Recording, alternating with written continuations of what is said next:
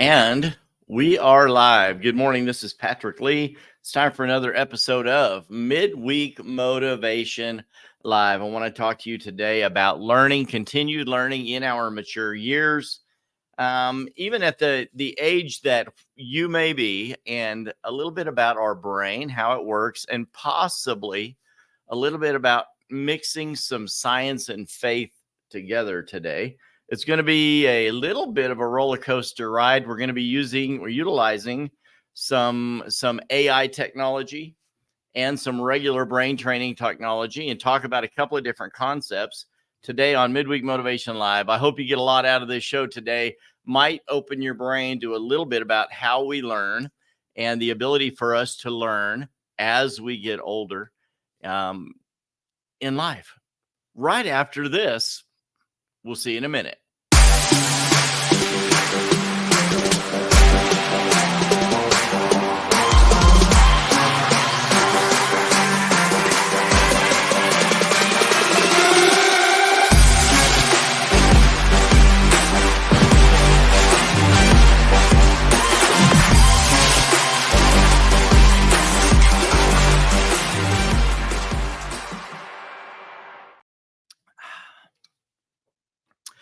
Hope everyone is doing well today. People already tuning in live locally and around the world by way of the World Wide Web. Hey, Pete, good to see you. Wonderful. Down in the regular studio today, Studio One, First Bank Southwest Tower. I'm drinking my greens today. People are like, what is he drinking? Grass? Morning Kick by Chuck Norris, Roundhouse Provisions Morning Kick. It's full of spirulina, ashwagandha, collagen, all kinds of things to help keep us vibrant and younger and in good health. Good stuff for you. Morning Kick. This show is not endorsed by Roundhouse Provisions or Chuck Norris, but if it were, that would be awesome. I love it. My Morning Kick every day. A couple of other people on the show. Good morning, Larry. Good to see you, brother. You need to get you some of this. It looks like grass, but it's called Morning Kick by Chuck Norris. And let's just make sure everything is turned off. We had numerous people messaging last show during the show. And so I hope we've got everyone turned off, and we'll have a good 30-40 minutes here to dig in to the topic today, learning as we age, and introducing a little bit of AI technology. My daughter works for me, and my daughter is an author and an artist, so she's not real hip on AI. But many of you, we've done a show almost a year ago, 8 months ago, about AI. And there are many apps out there now. Well, you know me, I'm in the real estate world, and many apps that are out there for real estate agents and ways to incorporate that into your business, how to make you go further, faster, better, and streamline a lot of your production. But AI is kind of with my daughter being an artist and an author, she believes that AI is plagiarism and copyright or trademark infringement and theft of services. And I'm not sure that I disagree with her. I do agree with her to a major point, is that computer generated art, AI created art, is a conglomeration of all art and all styles that have been uploaded, photographed, or exist on the World Wide Web, right? So if you tell that, you can go into one of the ChatGPT apps and tell it to make you a portrait of make me a painting of Jesus and his disciples crossing the Delaware in the style of George Washington crossing the Delaware.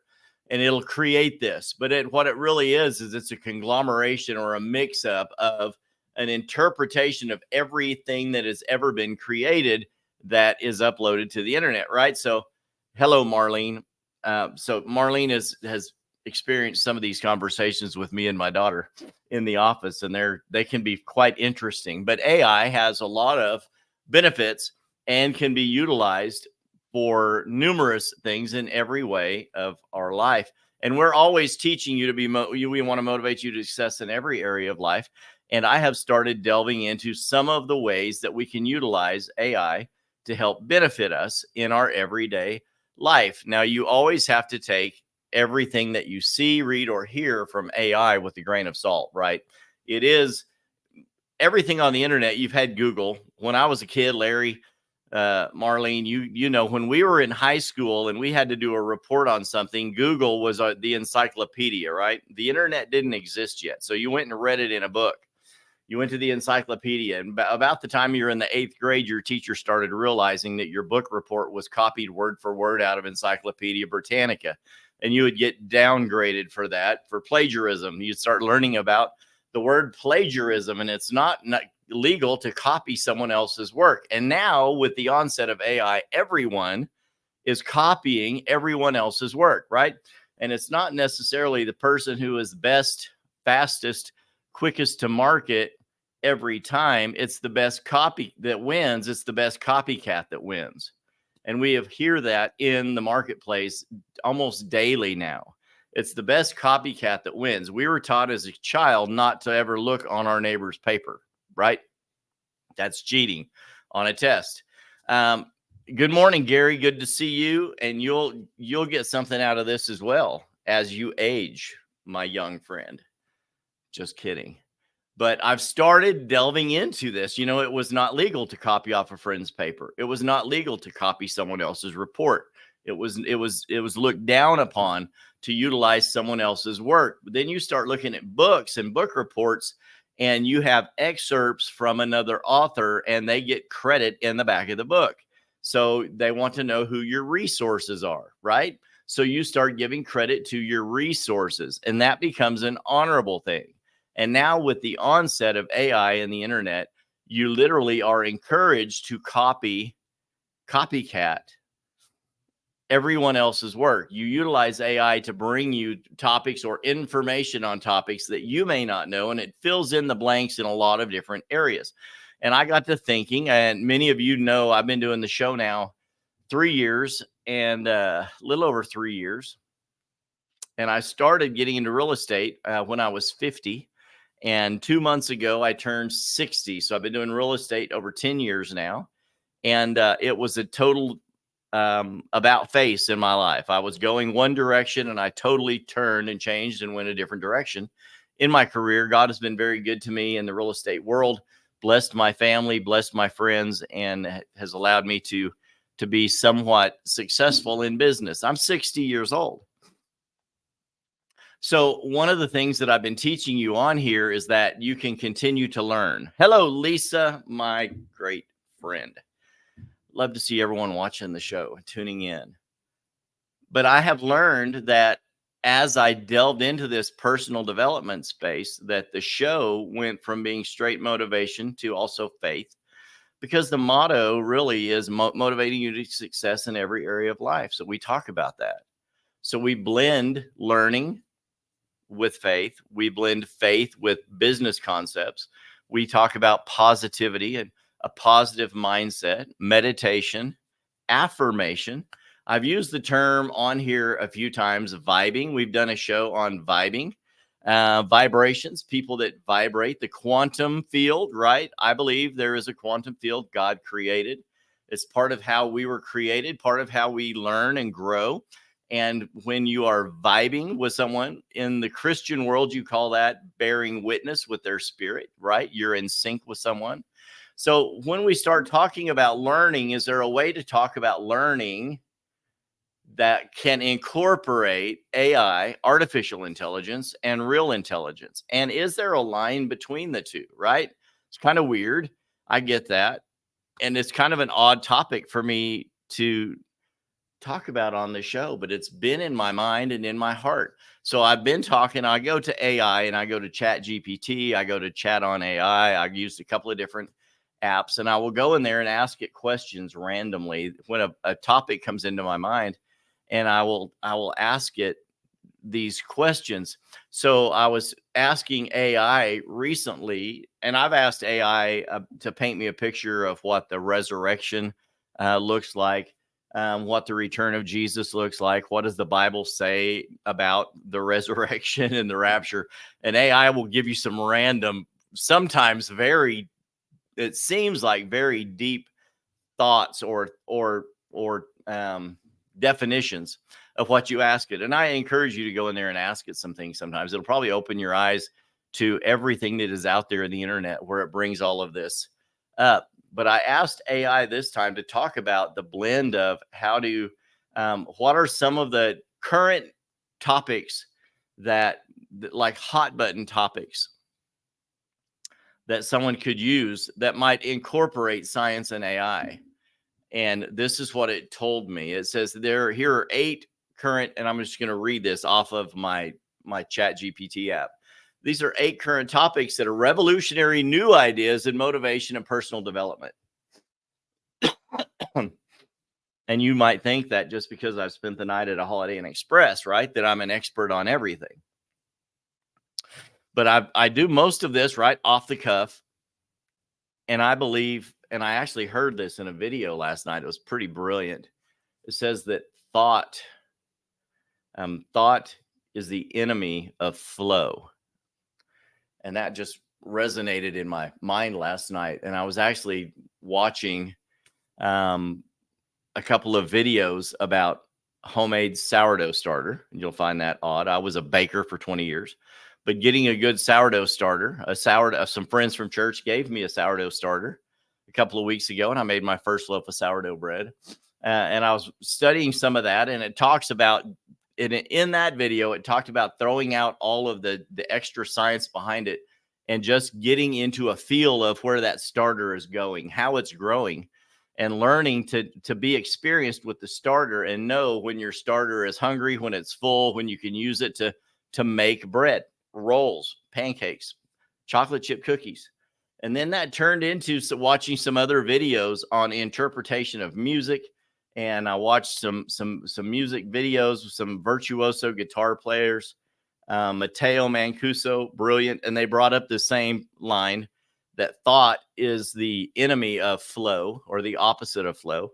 You've got to get your brain out of it, and you have to just start flowing. And you'll find that some of the best shows that I have on Midweek Motivation Live are when I get myself out of the way and I just start talking to you about the things that matter in my heart, the things that I have learned, and the things that maybe can help you.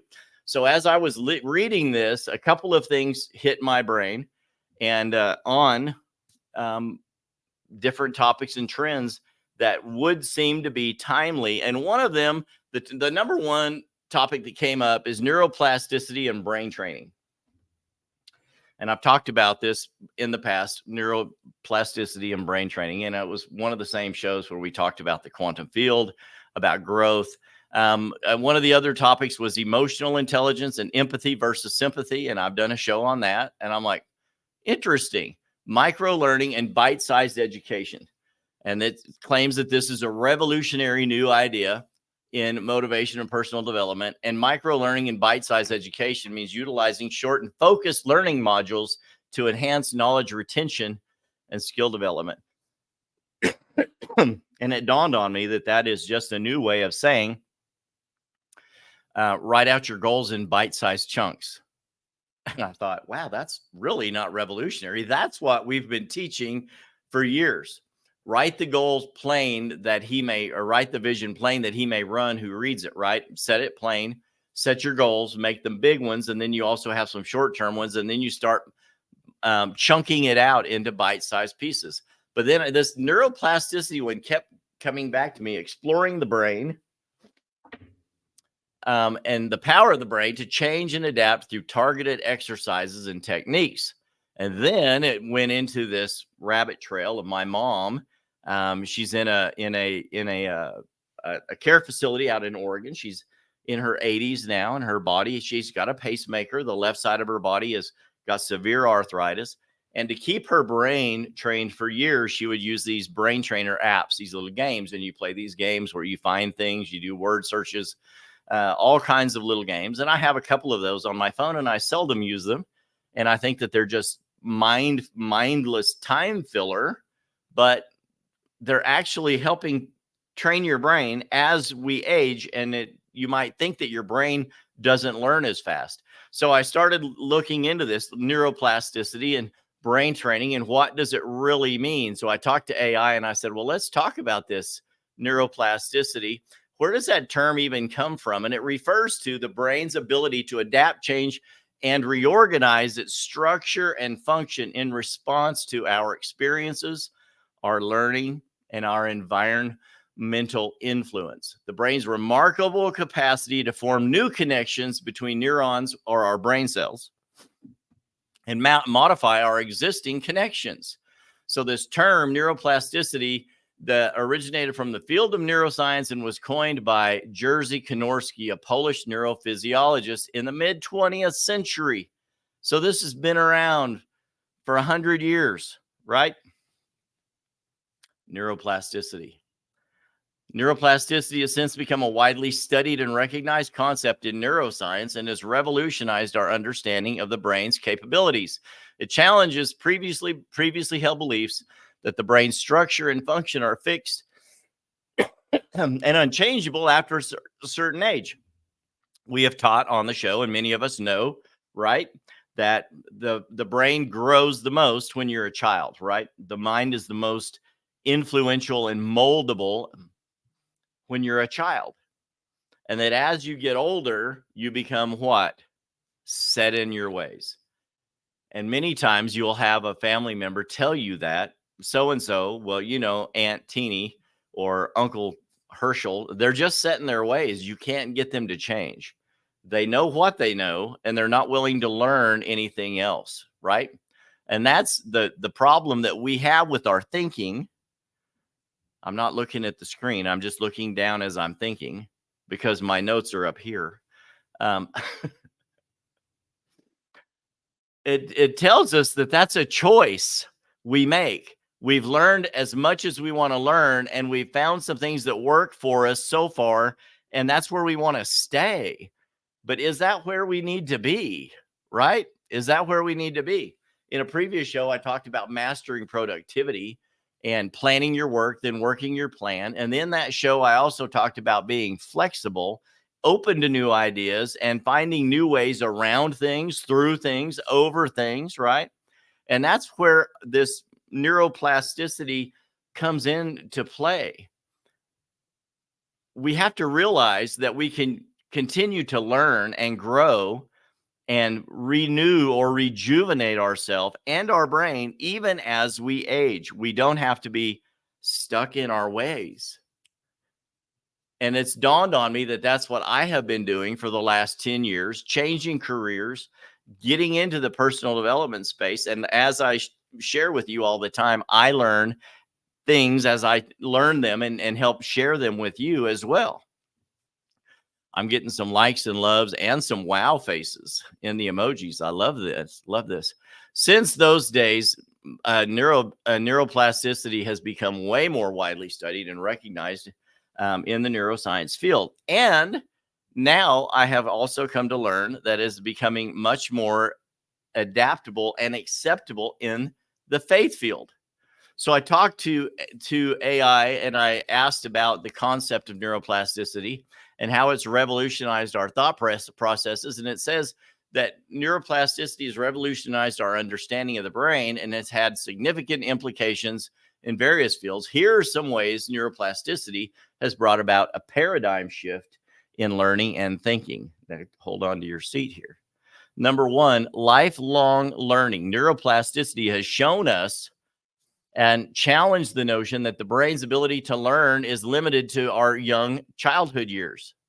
It's shown that the brain remains capable of forming new connections and adapting throughout life, promoting lifelong learning and personal growth. Neuroplasticity has shown us that people with brain injuries have been able to recover.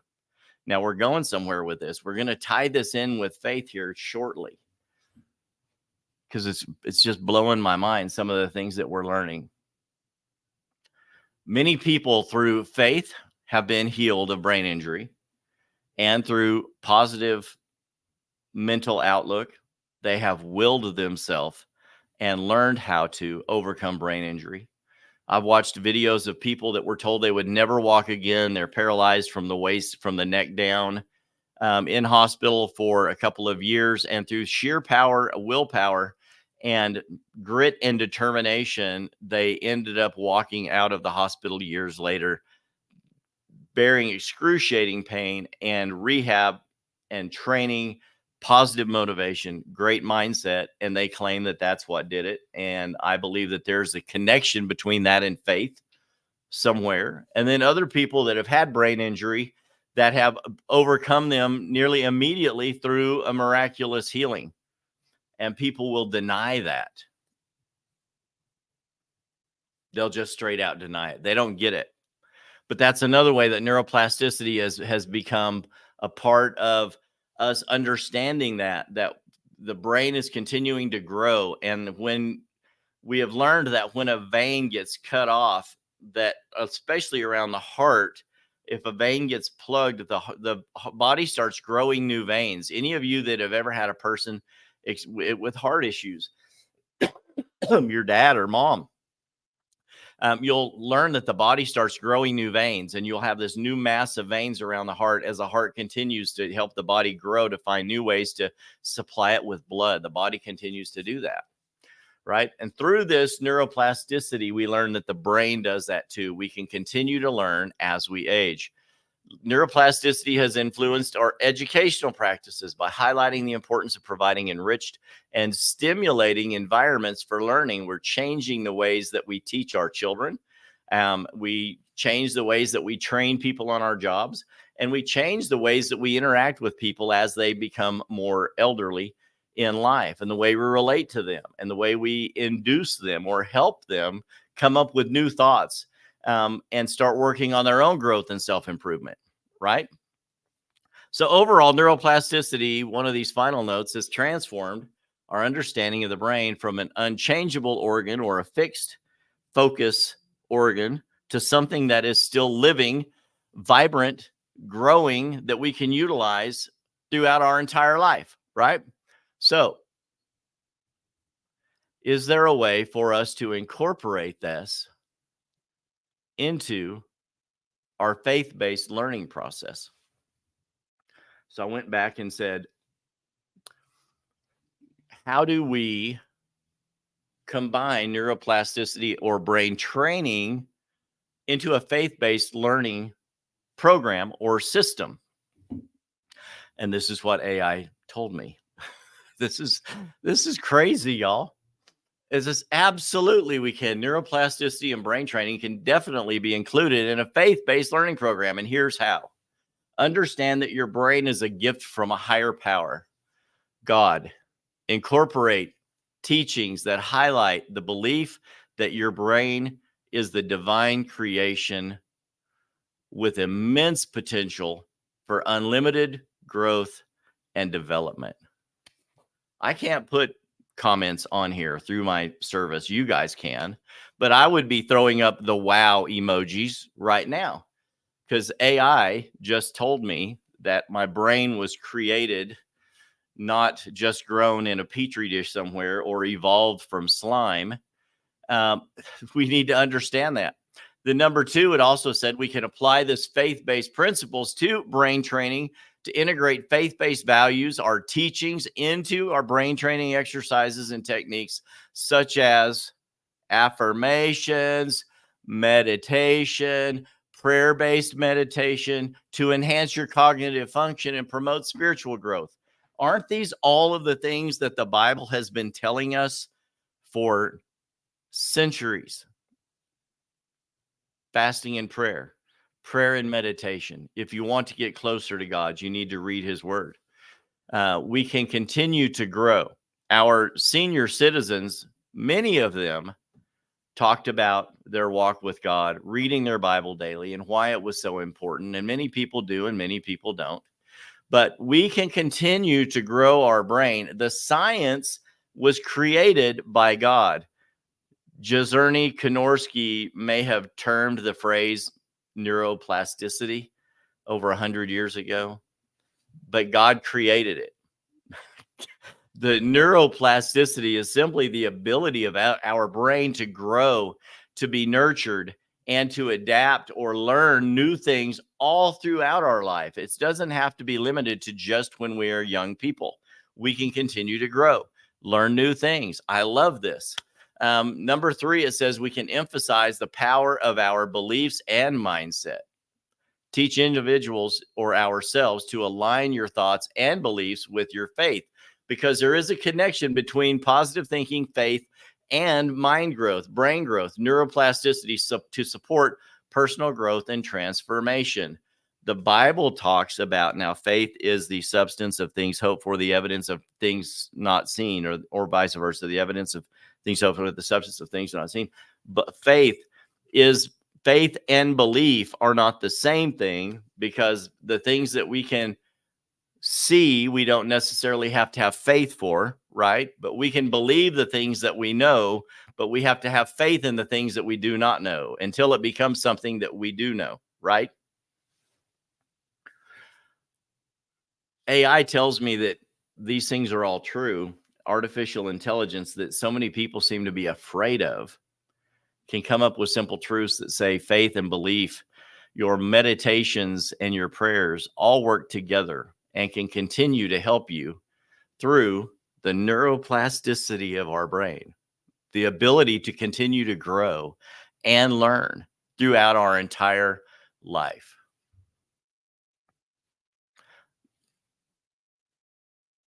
We can foster a sense of purpose and meaning.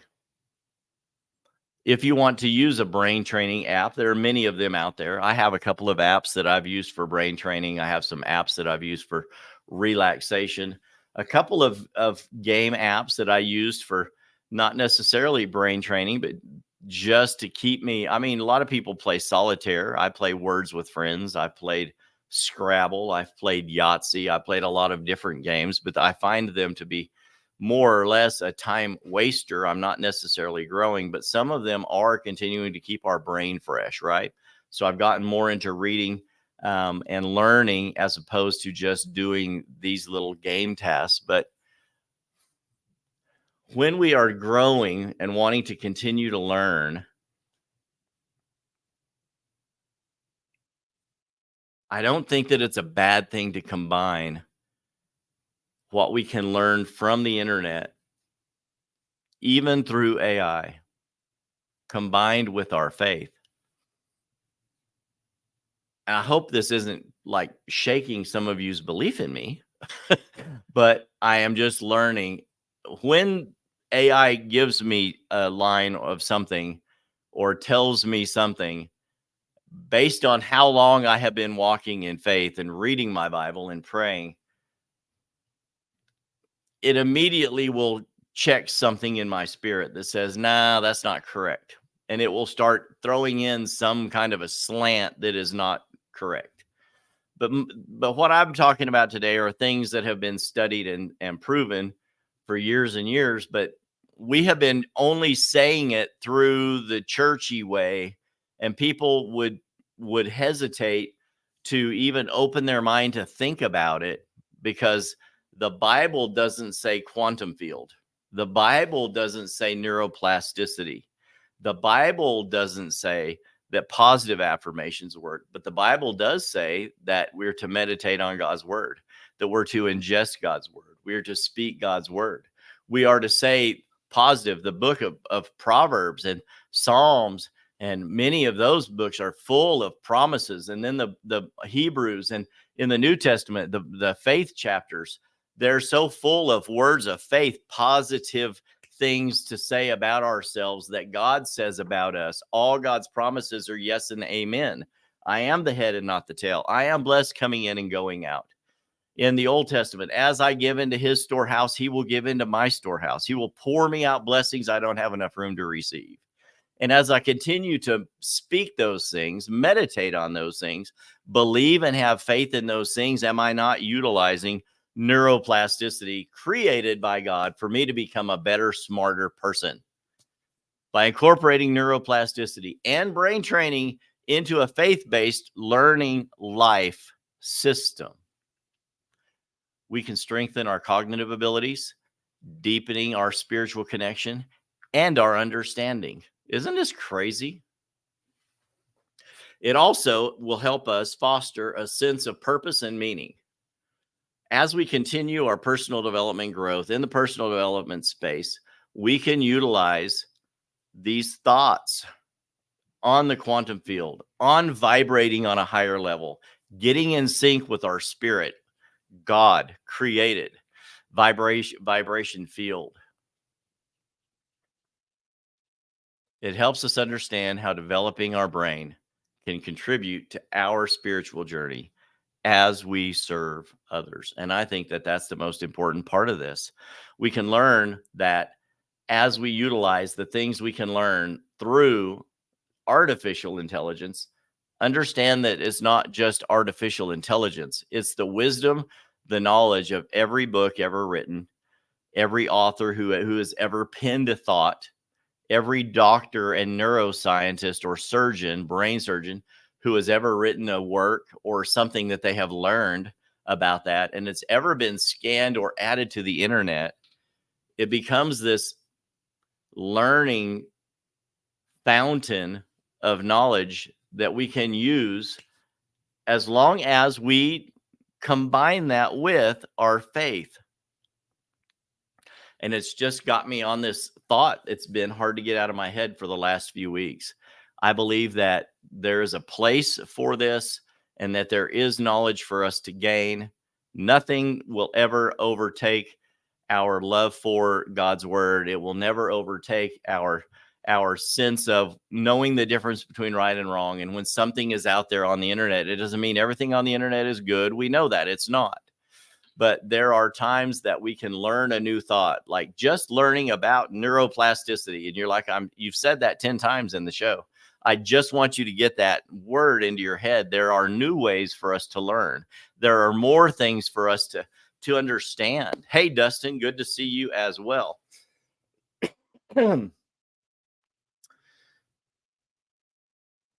There are new ways for us to do things, new ways for us to learn things. And I think that we should embrace these things. And I'm not saying embrace things that are wrong. Someone's going to try to take this and run with it and say, Patrick Lee's going off the deep end. I'm not. I'm tickled. I'm entertained. And then I've had my mind stretched a little by the so far from what I understand by the willingness or the ability for AI to talk about faith-based subjects. It's incredible. I've asked AI numerous things about the Bible, and it's amazing how, because the Bible and all of the translations of the Bible are also uploaded online, that they are all incorporated into AI as well. Now, there are going to be times when artificial intelligence, in my brain, I believe this, and I'm warning you, I'm not saying AI is bad currently, that everything AI does is horrible currently and you should stay away from AI. But I am telling you that AI will be utilized against us. AI will be used to usher in things that are not good for us. AI will eventually be used to sway our mindset away from faith, away from Christ.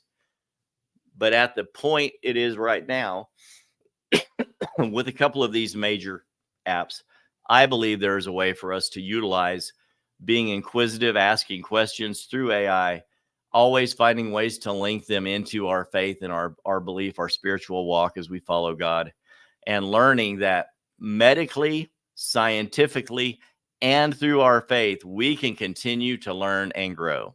I'm 60 years old, y'all.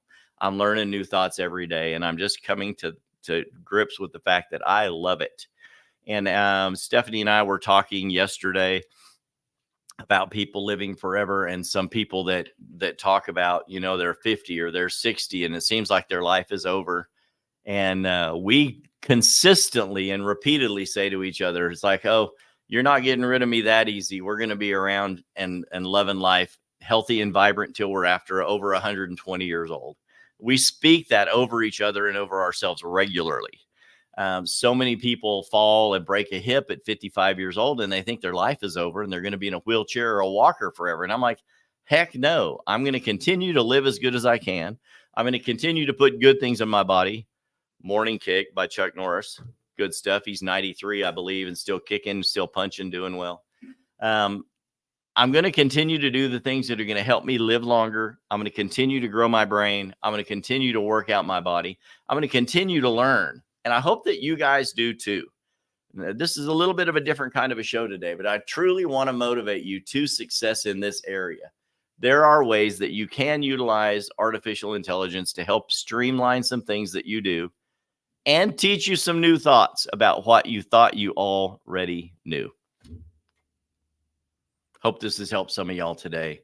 It's helped me. I know it's a little bit of a different topic. I've got a lot of wows in the emojis today. I like it, but I've got a lot of loves and likes too, and still have a good crowd of people watching. So I hope this has helped you. It's helped me. And coming up next week, next show, we'll be doing a show all on love. That'll be a special show. You're gonna love that for Valentine's Day. And then we have a special guest coming up quickly. I think on the next week, we're going to have a special guest, an author of a wonderful book that I've been reading, nearly finished with, and he's going to be a special guest on the show, and that's going to bless your heart and your life as well. Until next time, this has been Patrick Lee with Midweek Motivation Live, saying courage begins at the end of your comfort zone. Get out there today, get a little uncomfortable, maybe ask ChatGPT some questions, things you've always wanted to know. It might shock you what you might learn. Love you guys. We'll talk to you soon. Until next time, this has been Patrick Lee with Midweek Motivation. Bye-bye.